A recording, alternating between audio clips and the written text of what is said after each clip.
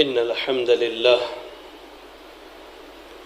نحمده ونستعينه ونستغفره ونعوذ بالله من شرور أنفسنا ومن سيئات أعمالنا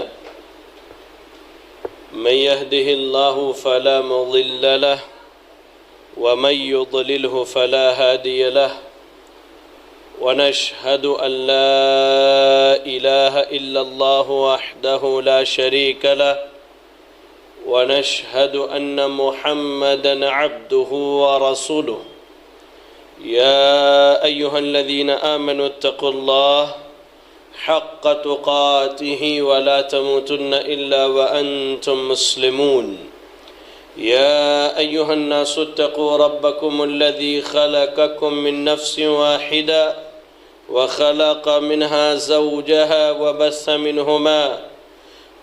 منهما رجالا كثيرا ونساء واتقوا الله الذي تساءلون به والأرحام إن الله كان عليكم رقيبا يا أيها الذين آمنوا اتقوا الله وقولوا قولا سديدا يصلح لكم أعمالكم ويغفر لكم ذنوبكم ومن يطع الله ورسوله فقد فاز فوزا عظيما أما بعد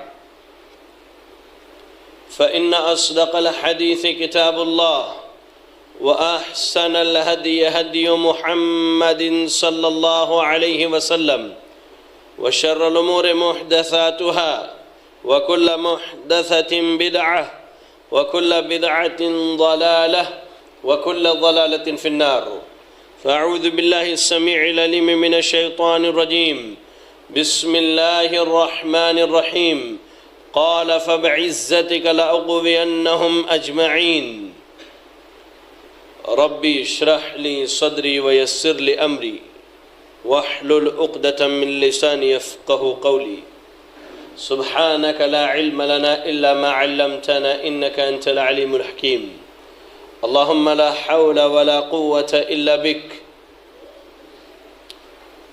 ہر قسم کی حمد و ثنا،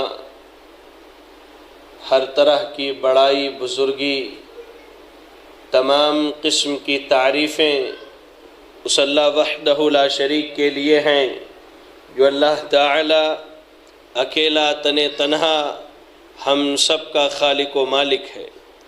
درود و سلام ہو اللہ رب العالمین کے بھیجے ہوئے جملہ انبیاء اور رسل پر، جنہیں اللہ تعالیٰ نے دنیا والوں کی رشد و ہدایت کے لیے اس جہاں فانی کے اندر مبعوث فرمایا۔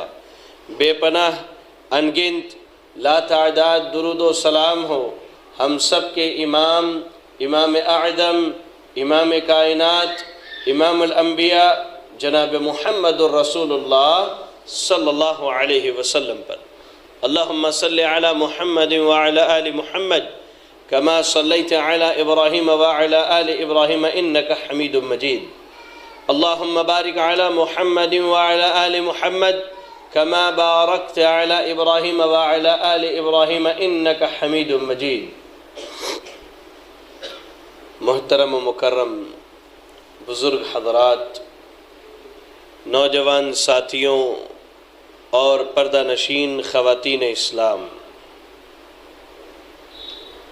جیسا کہ آپ سب کے علم میں یہ بات ہوگی کہ آج کا خطبہ جمعہ جس عنوان کے تحت ہونا طے پایا ہے وہ انتہائی اہم عنوان ہے۔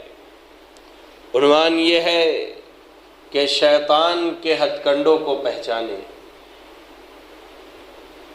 انسان اور شیطان کی دشمنی یہ کوئی نئی چیز نہیں ہے، بلکہ جب اللہ رب العالمین نے آدم علیہ السلام کی تخلیق کی، آدم علیہ السلام کی تخلیق کے بعد اللہ تعالیٰ نے تمام فرشتوں کو اس بات کا حکم دیا کہ وہ آدم علیہ السلام کا سجدہ کرے۔ قرآن مجید میں اللہ تعالیٰ نے ارشاد فرمایا وَإِذْ قَالَ رَبُّكَ لِلْمَلَائِكَةِ إِنِّي جَاعِلٌ فِي الْأَرْضِ خَلِيفَةً قَالُوا أَتَجْعَلُ فِيهَا مَنْ يُفْسِدُ فِيهَا وَيَسْفِكُ الدِّمَاءَ وَنَحْنُ نُسَبِّحُ بِحَمْدِكَ وَنُقَدِّسُ لَكَ قَالَ إِنِّي أَعْلَمُ مَا لَا تَعْلَمُونَ۔ اللہ تعالیٰ نے فرشتوں سے کہا کہ میں زمین پر اپنا خلیفہ بنانا چاہتا ہوں۔ فرشتوں نے اللہ تعالیٰ کے سامنے یہ بات رکھی، اے اللہ تو زمین میں ایسے انسانوں کو پیدا کرے گا جو ایک دوسرے کا خون بہائیں گے، ایک دوسرے کی عزت پر ہاتھ ڈالیں گے، ایک دوسرے کے حقوق کو پامال کریں گے۔ تو اللہ تعالیٰ نے کہا کہ میں تم سے زیادہ جانتا ہوں۔ اس کے بعد اللہ رب العالمین نے آدم علیہ السلام کی تخلیق کی۔ آدم علیہ السلام کی تخلیق کے بعد اللہ نے تمام فرشتوں کو اس بات کا حکم دیا کہ اے فرشتوں کی جماعت آدم کو سجدہ کرو۔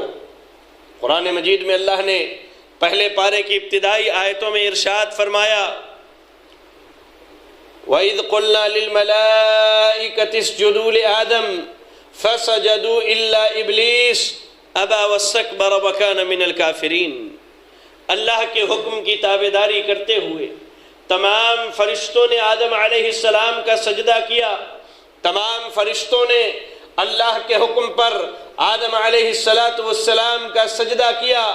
فرشتوں میں سے اللہ کی بنائی ہوئی ایک مخلوق جو فرشتوں میں سے نہ تھا بلکہ اللہ نے اسے آگ سے پیدا کیا، ابلیس، اسے جب اللہ نے حکم دیا ابا واستکبر، اس نے سجدے سے انکار کیا، تکبر کیا، اس بات کا اعلان کیا انا خیر من، اے اللہ میں آدم سے بہتر ہوں، اے اللہ میں آدم سے بہتر ہوں، میں آدم کو کیوں سجدہ کروں؟ اللہ کے حکم سے اس نے روگردانی کی، اللہ کے حکم کو نہیں مانا۔ اللہ رب العالمین نے ابلیس کو ہمیشہ کے لیے جنت سے نکال دیا، ملعون قرار دیا، اور ابلیس کی یہ دشمنی انسانوں سے اسی دن سے شروع ہوئی جس دن سے ابلیس نے آدم کو سجدہ نہ کیا، اور جب وہ جنت سے نکالا گیا، جب اسے جنت سے اللہ تعالیٰ نے نکالا تو اس نے اللہ سے ایک وعدہ کیا، کہتا ہے قال فبعزتک لأغوینہم اجمعین، اے اللہ مجھے تیری عزت کی قسم ہے۔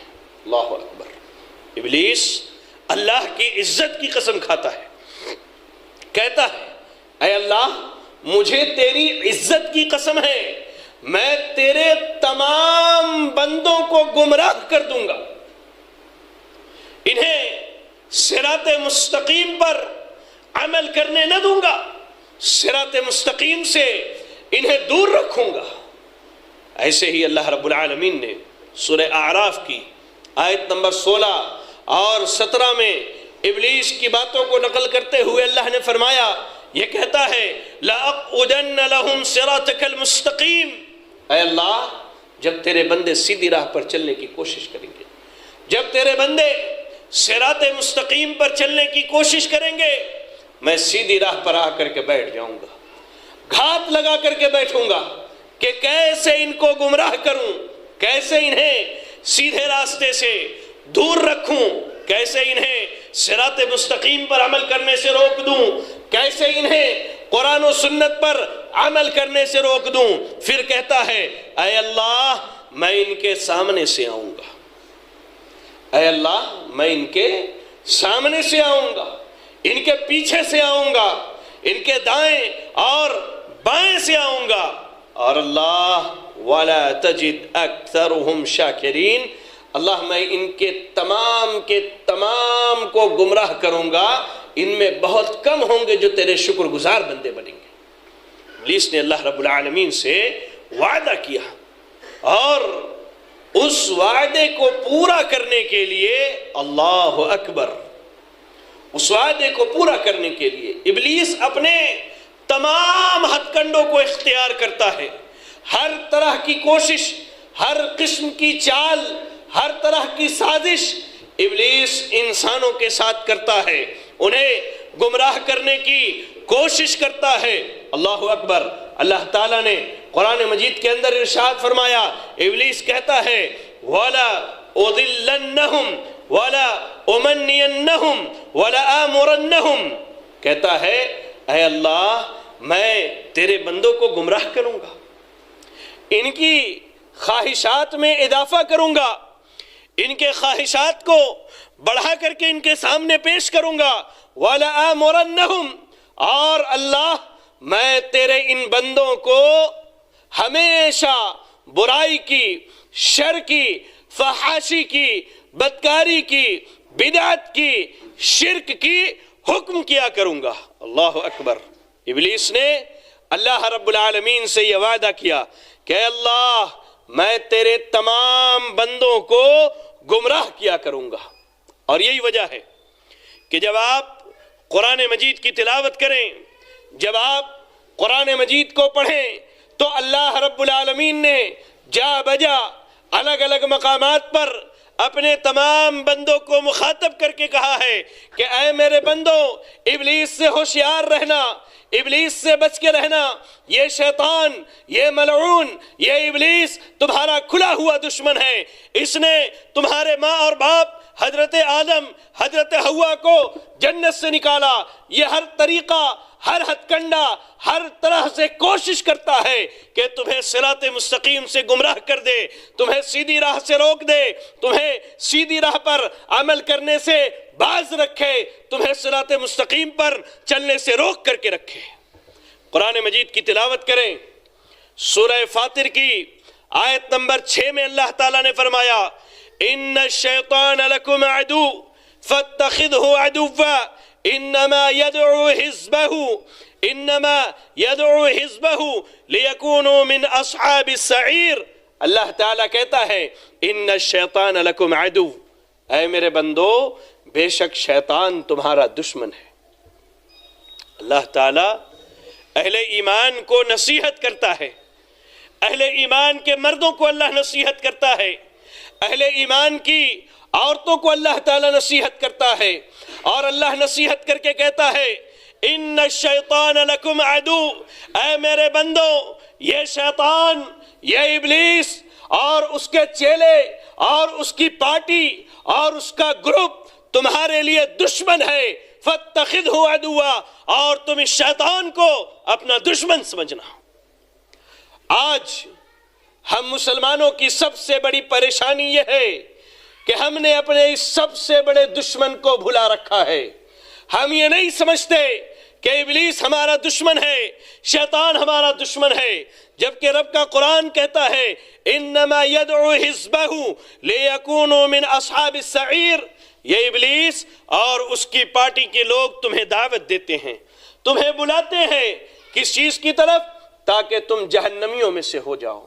یہ تمہیں جہنم کے اعمال کی طرف بلاتے ہیں، یہ تمہیں جہنم کی طرف بلاتے ہیں، یہ تمہیں جہنم کی دعوت دیتے ہیں، لیکونوا من اصحاب السعیر، تاکہ اللہ کے نیک بندے گمراہ ہو کر کے جہنم کے راستے پر لگ جائیں۔ یہ شیطان، یہ ابلیس، اس کی پارٹی، اس کی جماعت ہمیں اور آپ کو دعوت دیتی ہے، بلاتی ہے کہ انسان کسی طرح سے بھی صراط مستقیم سے گمراہ ہو جائے۔ اللہ اکبر۔ قرآن مجید پڑھیے، قرآن مجید پڑھیے، سورہ طٰہٰ کی آیت نمبر 117 میں اللہ نے فرمایا ان هذا عدو لك ولزوجك فلا يخرجنكما من الجنة فتشقى۔ اللہ نے آدم علیہ السلام اور حضرت حوا علیہ السلام سے اللہ نے کہا کہ بے شک یہ ابلیس، یہ شیطان تم دونوں کا دشمن ہے، دھیان رکھنا کہیں یہ تمہیں جنت سے نہ نکلوا دے۔ اللہ اکبر۔ شیطان انسانوں کا سب سے بڑا دشمن ہے، سب سے بڑا دشمن ہے، اور یہ انسانوں کو گمراہ کرنے کے لیے، انسانوں کو صراط مستقیم سے ہٹانے کے لیے الگ الگ قسم کے حربے، الگ الگ قسم کے وسوسے، الگ الگ قسم کے ہتھ کنڈے اور نئی نئی طریقوں کو ایجاد کرتا ہے تاکہ انسان اس میں پھنس کر کے اللہ کے دین سے ہٹ جائے، اللہ کے دین سے گمراہ ہو جائے۔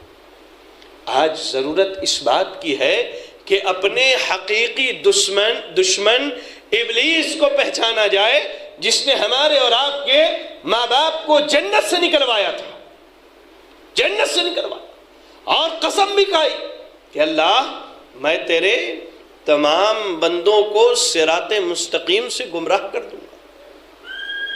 ہمیں اور آپ کو ظاہری طور پر شیطان کے ہتھ کنڈے نظر نہیں آتے، یہ کب نظر آئیں گے کہ کون سا ہتھ کنڈا، کون سا راستہ شیطان کا ہے، کس راستے پر چل کر انسان گمراہ ہو سکتا ہے، یہ اسی وقت نظر آئے گا جب ہم اور آپ کتاب و سنت کی اتباع کریں گے، کتاب و سنت پر عمل کریں گے، قرآن و حدیث پر جب ہمارا عمل ہوگا۔ آئیے میں آپ کو بتاؤں، شیطان کا سب سے پہلا ہتھ کنڈا جو انسانوں کو گمراہ کرنے کے لیے اس نے اختیار کیا وہ شرک تھا۔ کیا تھا؟ شرک تھا۔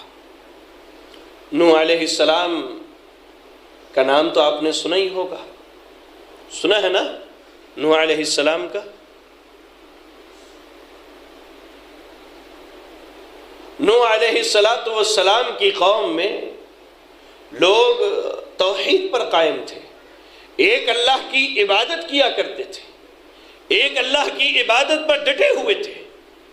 ابلیس ان کے پاس آیا، اس کی جماعت، اس کی پارٹی ان کے پاس پہنچی اور انہیں یہ بتایا، قرآن مجید اس کا نقشہ کھینچتا ہے، لا تذرن آلہتکم ولا تذرن ودا ولا سواعا ولا یغوث ویعوق ونسرا۔ اللہ نے قرآن مجید کے اندر ارشاد فرمایا کہ یہ ابلیس اور اس کے پارٹی کے لوگ نوح علیہ السلام کی قوم کے پاس پہنچے اور بتایا، کیا بتایا؟ کہ تمہارے باپ دادا ایک اللہ کی عبادت کیا کرتے تھے، اور تمہاری قوم کے یہ جو لوگ ہیں پنچ تن پاک جنہیں تم کہتے ہو کہ یہ 5 لوگ ہیں، بڑی مشہور ہے ہماری قوم میں، یہ اللہ کے بزرگ ہیں، یہ اللہ کے اولیاء ہیں، ان کو دیکھ کر تم عبادت میں مزید مشقت اور محنت کر سکتے ہو۔ مشورہ دیا ان کی تصویروں کو اپنی مساجد میں لگا لو۔ لوگوں نے ان کی تصویریں بنائی اور مساجد میں لگا لی۔ اللہ اکبر۔ تصویروں سے ایک بات یاد آئی، کچھ دن پہلے نبی صلی اللہ علیہ وسلم کی کارٹون بنائی جانے کی بات کی جا رہی تھی، پوری دنیا نے اس کی مخالفت کی، انٹرنیٹ کی دنیا پر، سوشل میڈیا کی دنیا پر ایک واویلا مچا ہوا تھا کہ یہ یورپ ممالک، یہ لوگ نبی صلی اللہ علیہ وسلم کے اوپر کارٹون بنانے کا ایک مقابلہ کرانے والے ہیں، ان کے خلاف احتجاج کیا جائے۔ آپ باہر کے دشمن کو دیکھ رہے ہیں اور آپ کے آستین میں سانپ چھپا ہوا ہے۔ یہ رافضی، یہ شیعہ، انہوں نے اہل بیت کی تصویر بنا کر کے رکھی ہے، حضرت حسین کا سر کٹا ہوا ہے، نعوذ باللہ، حضرت علی کی صورت بنی ہوئی ہے، کسی فاحشہ بدکار عورت کی صورت کو نعوذ باللہ حضرت فاطمہ رضی اللہ تعالیٰ عنہ سے مشابہت دی جاتی ہے۔ آپ باہر دشمنوں کو تلاشتے ہیں، آپ کے آستین میں سانپ بیٹھے ہوئے ہیں جو صحابہ اکرام رضی اللہ عنہم کے سخت گستاخ ہیں، نبی کے گستاخ ہیں، اہل بیت کے گستاخ ہیں، اور اہل بیت کے نام پر، اہل بیت کے نام پر یہ اہل سنت والجماعت پر کفر کا فتویٰ دیا کرتے ہیں۔ یقین نہیں آتا؟ انٹرنیٹ کی دنیا پر جا کر کے دیکھیے گا اہل بیت کی تصویریں انہوں نے بنا کے رکھی ہے یا نہیں رکھی ہے۔ بہرحال نوح علیہ السلام کی قوم میں یہ کہا گیا کہ ان کی تصویریں مساجد میں لگا لو، عبادت گاہوں میں لگاؤ، عبادت میں مزہ آئے گا، عبادت میں شوق پیدا ہوگا۔ لوگوں نے کہا اچھی بات ہے بھائی، ان کو دیکھ کر عبادت میں شوق پیدا ہوگا، لگا لیا۔ نسل گزر گئی، اس کے بعد والی نسل کو آ کر کے ابلیس اور اس کی پارٹی نے یہ سمجھایا کہ یہ لوگ اللہ کے بڑے قریبی ہیں، سیدھی طرح سے اللہ تمہاری نہیں سنتا، ڈائریکٹ اللہ تمہاری نہیں سنتا۔ آج بھی ابلیس اور اس کے پارٹی کے لوگ یہی ہتھ کنڈا اختیار کرتے ہیں، ہماری کہاں اللہ تعالیٰ سنتا ہے۔ ہاں، اور ظالموں نے اللہ کی مثال بھی دے رکھی ہے نعوذ باللہ دنیاوی چیزوں سے. کسی اعلیٰ حاکم کے پاس جانا ہے تو نیچے والوں کے ذریعہ پہنچا جاتا ہے. ظالموں، جب تم اپنی ماں کے پیٹ میں تھے وہاں کوئی نہ آیا تھا، رب نے تمہیں وہاں روزی پہنچائی، رب نے تمہیں وہاں ہوا پہنچائی، رب نے تمہارے رہنے کا اہتمام کیا، اور جب تم دنیا میں آئے تمہاری ماں کے سینے میں رب نے دودھ کی نہریں جاری کی. وہ اللہ تو بغیر پکارے بھی سنتا ہے. وہ رب تو ایسا ہے کہ ابھی نبی سلیمان دعا کے لیے ہاتھ اٹھاتے ہیں، ایک ادنا سی مخلوق چیونٹی کی دعا سن کر کے اللہ تعالیٰ بارش نازل فرماتا ہے. وہ رب ایسا ہے. ہتھ کنڈا اختیار کیا شیطان نے، بتایا کہ یہ پنچ تن پاک جو تمہاری قوم کے لوگ ہیں یہ اللہ کے بڑے قریبی ہیں، ایسا کرو ان کی عبادت کے ذریعہ اللہ کی عبادت کرو، اپنے اور ان کے درمیان، اپنے اور اپنے رب کے درمیان ان کو واسطہ بنا لو، یہ تمہاری باتیں رب تک پہنچائیں گے. اور اس کے بعد نوح علیہ السلام کی قوم میں شرک کا وجود ہوا. اور آج ہماری قوم میں بھی آج لوگوں نے بندوں اور ان کے رب کے درمیان واسطے تلاش کر کے رکھے ہیں. اور ایک بات آج بتا کے جاتا ہوں، یاد رکھیے گا، اس واسطے کا کانسیپٹ اور نظریہ کہاں سے آیا ہے پتہ ہے؟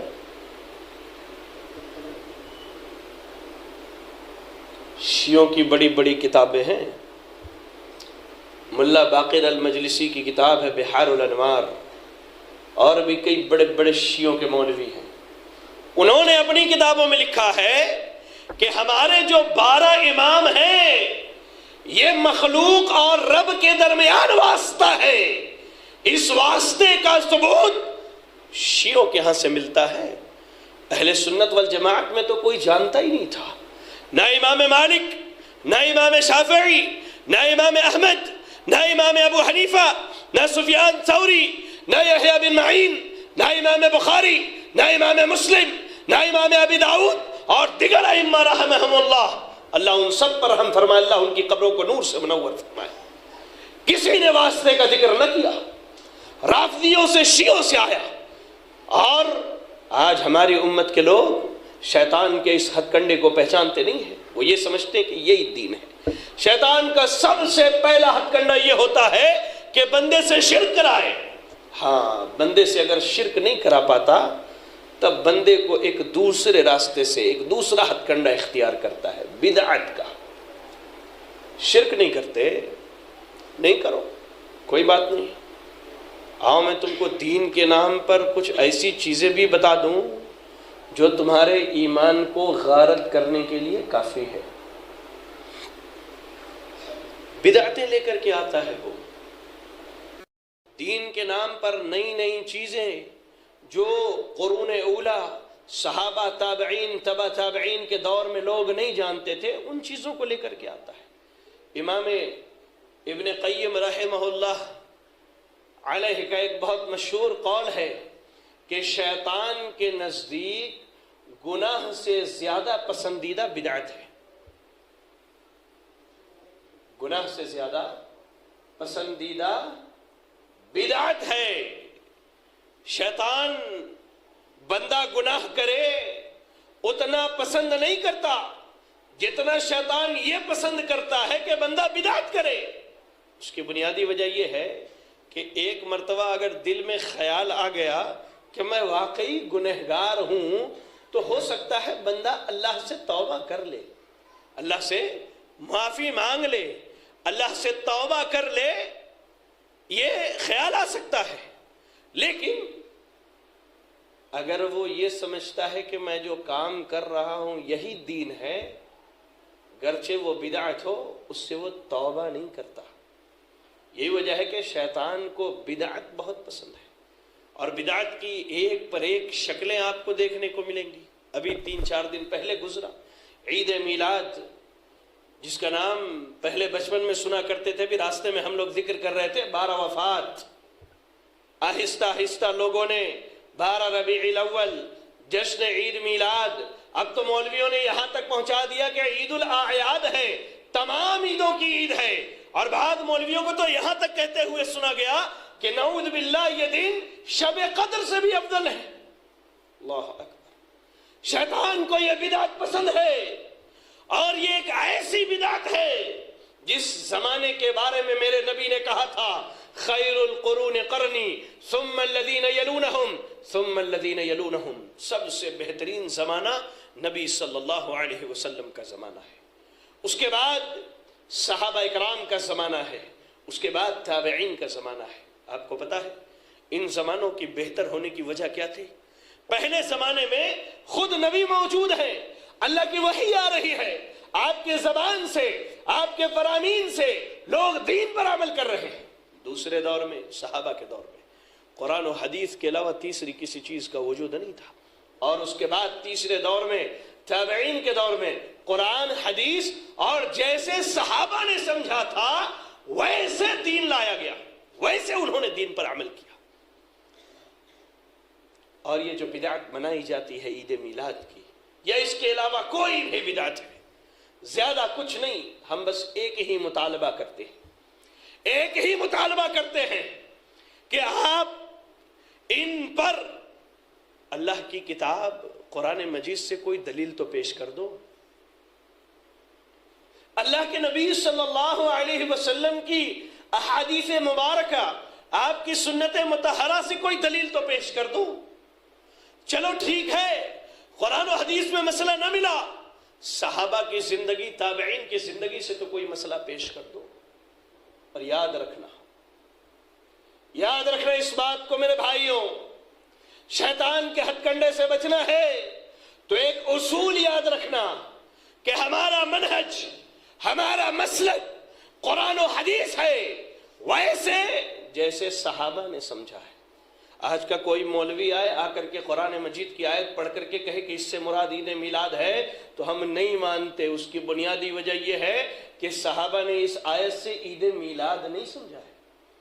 آپ جس آیت سے عید میلاد کی دلیل دیتے ہیں صحابہ اکرام رضی اللہ عنہم نے نہیں سمجھا ہے، تو ہم کہتے ہیں کہ اس پر دلیل اللہ کی کتاب سے، نبی کی سیرت سے، صحابہ کے اقوال سے، تابعین کے اعمال سے لے آؤ۔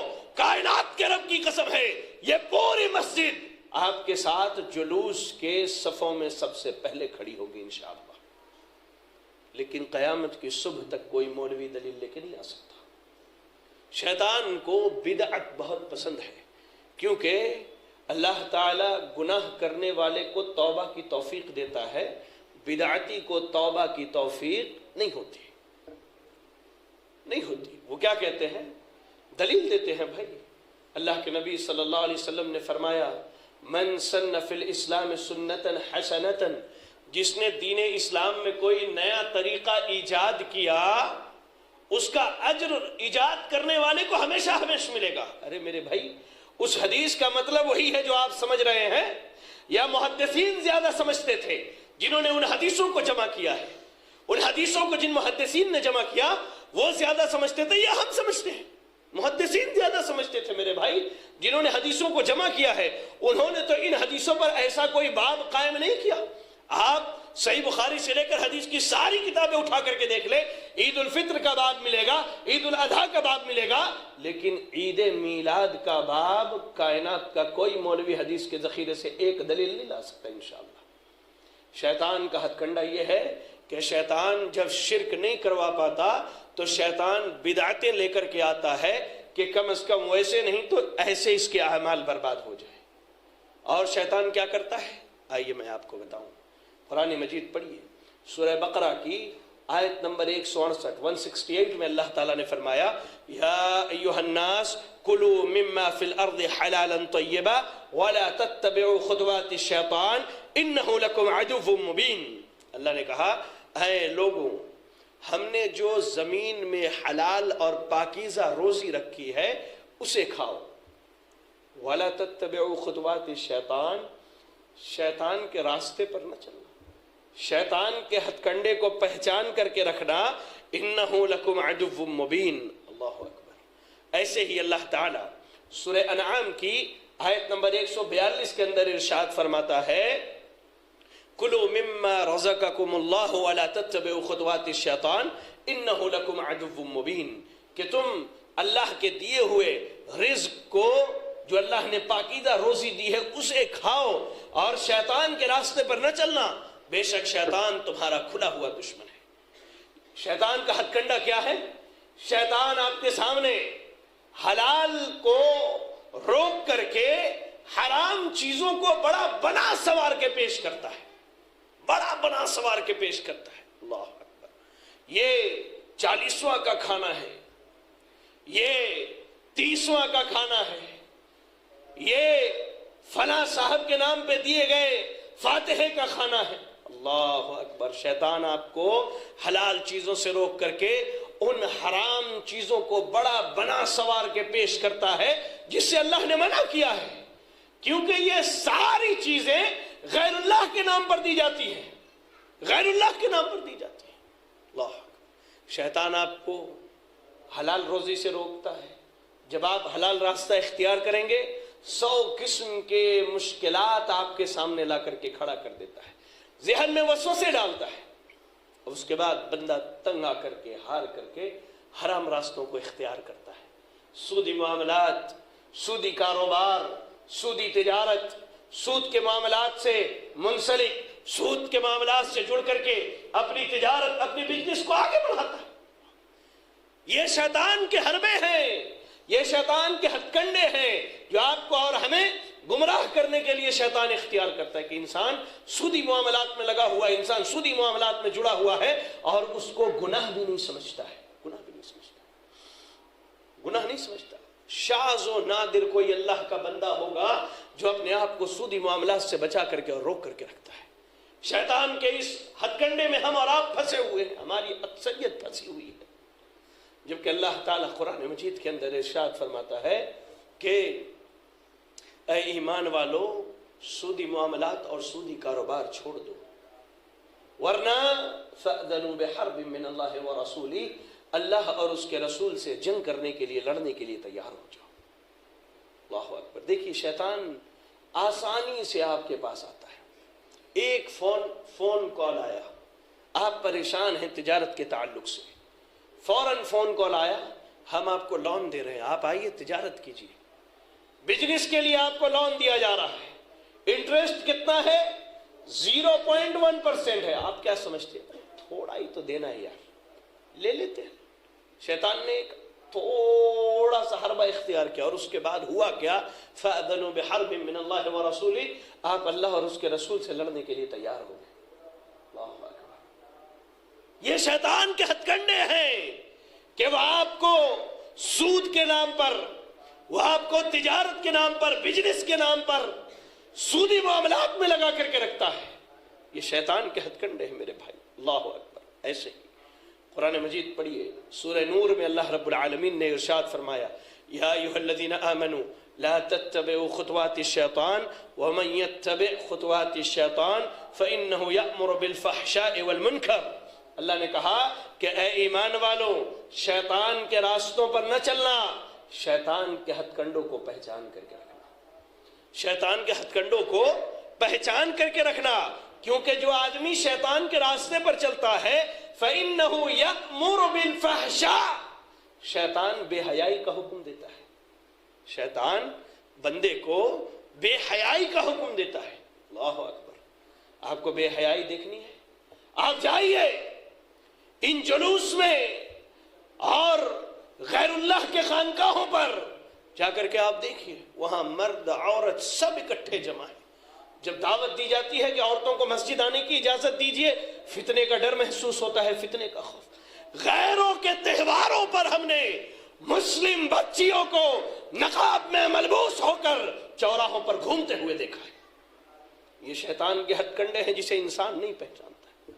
वो आपको मॉडर्नाइज करता है, वो आपको ये बताता है you are in 21st century, आप 21st सेंचुरी में हैं, दुनिया चांद पर चली गई और आपकी बच्ची अभी भी नकाब पहन रही है। अल्लाह अकबर। दुनिया चांद पर चली गई, सारे रिश्तेदार एक दूसरे के घर में आते हैं, आपकी बीवी, आपकी बहन, आपकी वालदा गैर महरम के साथ घर में बैठ करके बात करती है। یہ شیطان کا ہتھ کنڈا ہے کہ وہ آپ کو جب شرک اور بدعت اور حرام کاموں میں نہیں لگا پاتا، آپ کو بے حیائی کی طرف لے کر کے آتا ہے، بے حیائی کی طرف لے کر کے آتا ہے۔ اس ہتھ کنڈے کو پہچانیے میرے بھائی، اس سے بچیے۔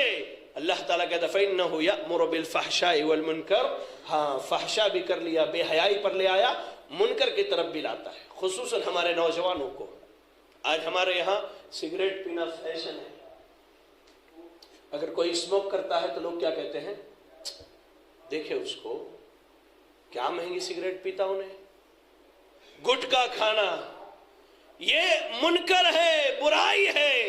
لیکن اللہ اکبر، اللہ کی قسم، پرسوں کی بات، پرسوں یا کل صبح کی بات ہے، میں کرانے کی دکان پر سامان لے رہا تھا، ایک صاحب آئے سامان لینے کے لیے، پیسہ تو حلال ہی کمایا نا، محنت کر کے کما کے لایا ہے نا پیسہ۔ دیکھ رہا ہوں کھڑے ہو کر کے بندے نے 10 یا 15 روپے کی ایک سگریٹ خریدی، اوپر سے 3-4 گٹکے کے پیکٹس بھی لیے۔ دیکھنے کے بعد دل میں یہ خیال آیا کہ بندہ یہ نہیں سمجھتا کہ اس چیز کو شیطان نے مکروہ بول کر کے لوگوں کو عادی بنا دیا ہے، مکروہ ہے۔ اور حیرت کی بات ہے، بری لگے کسی کو تو لگ سکتی ہے، بعض مولویوں کو بھی ہم نے یہ زردے والا پان اور یہ کھینی رگڑتے اور ہاتھ ٹھوکتے دیکھا ہے ہم نے۔ اللہ کی پناہ، اللہ کی پناہ، اللہ ایسے علماء کو ہدایت دے۔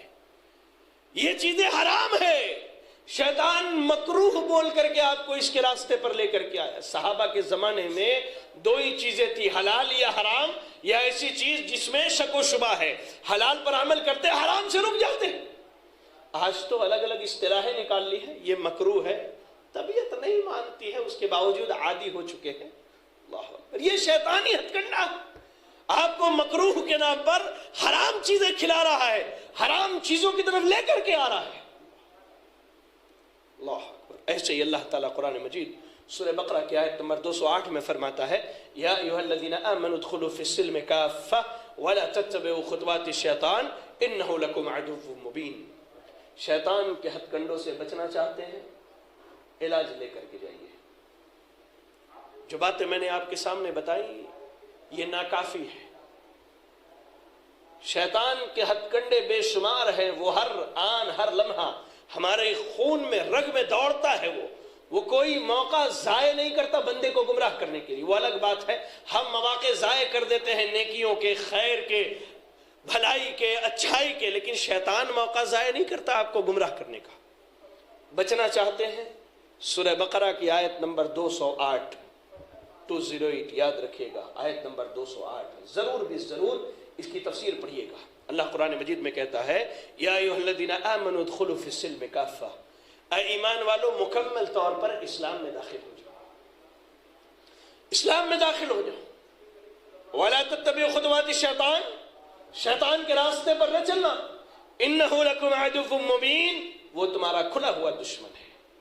شیطان کے راستے سے بچنا ہے، شیطان کے ہتھ کنڈوں سے بچنا ہے اگر، تو آئیے ادخلوا فی السلم کافہ، مکمل اسلام میں داخل ہو جاتے ہیں۔ نام کا مسلمان اللہ کو نہیں چاہیے، اللہ کو پسند نہیں ہے۔ ساری دنیا اگر کفر کر لے اللہ کو کوئی فرق نہیں پڑتا، اور سارے لوگ ایمان میں داخل ہو جائیں تو بھی اللہ تعالیٰ کے بادشاہت و حکومت میں کسی چیز میں زیادتی نہیں ہونے والی ہے۔ اللہ کو مسلمان وہ چاہیے جس کا اٹھنا بیٹھنا، چلنا پھرنا، زندگی کے تمام معاملات، تمام امور قرآن و حدیث کے مطابق گزرتے ہو۔ یہی چیز ہے ادخلوا فی السلم کافہ۔ اگر اسلام پر پورے آ گئے پھر شیطان کا بس آپ کے اوپر نہیں چلتا، انشاءاللہ وہ آپ کو گمراہ نہیں کر سکتا۔ اس لیے میرے بھائیوں کوشش کریں کہ اپنی زندگی قرآن و حدیث کے مطابق گزاریں، اپنی زندگی کتاب و سنت کے مطابق گزاریں، اپنی زندگی صحابہ اکرام رضی اللہ عنہم نے جیسے قرآن و حدیث کو سمجھ کر کے گزارا ویسے گزاریں۔ اللہ سے دعا ہے کہ اللہ رب العالمین مجھے آپ کو اور تمام مسلمانوں کو کتاب و سنت پر عمل کرنے کی توفیق عطا فرمائے۔ الہ العالمین ہم میں جو پریشان حال ہے اللہ تو ان کی پریشانیوں کو دور فرما دے۔ الہ العالمین ہم میں جو بیمار ہیں اللہ تو انہیں شفاء کاملہ عاجلہ عطا فرما دے۔ الہ العالمین ہم میں جو مقروض ہیں، تنگ دست ہیں، تنگ حال ہیں، اللہ تو ان کی تنگ دستی کو دور فرما دے، اللہ تو انہیں قرض کی ادائیگی کی توفیق عطا فرما۔ الہ العالمین ہمارے جو نوجوان اپنے رزق کے معاملات میں پریشان حال ہیں، اللہ تو ان کے رزق کے معاملات کو آسان فرما دے۔ الہ العالمین ہماری جو بہنیں اپنے گھروں میں اپنے رشتوں کے لیے بیٹھی ہیں، اللہ تو ان کے لیے بہتر سے بہتر رشتوں کا اہتمام فرما دے۔ الہ العالمین ہم میں سے جن کے والدین زندہ ہیں، اللہ تو ان پر ویسے ہی رحم فرما جیسے انہوں نے بچپن میں ہم پر رحم فرمایا ہے۔ الہ العالمین ہم میں سے جن کے والدین یا ان میں سے کوئی ایک فوت ہو چکے ہیں، اللہ تو ان کی مغفرت فرما دے، اللہ تو نے کروٹ کروٹ جنت الفردوس کے اندر جگہ عطا فرما۔ الہ العالمین دنیا کے کسی گوشے کسی خطے میں، اللہ شام میں، برما میں، یمن میں، عراق میں، ہمارے اس ملک میں، دنیا کے کسی بھی گوشے اور خطے میں کوئی بھی مسلمان پریشان حال ہو، اللہ تو اس مسلمان کی پریشانی کو دور فرما دے، اللہ تو اس کی پریشانی کو دور فرما دے۔ الہ العالمین تو جب تک دنیا میں زندہ رکھ دین اسلام پر، اور اللہ ختم ہو تو ایمان و اسلام کی حالت میں ہو۔ آمین۔ وآخر دعوانا ان الحمد للہ رب العالمین۔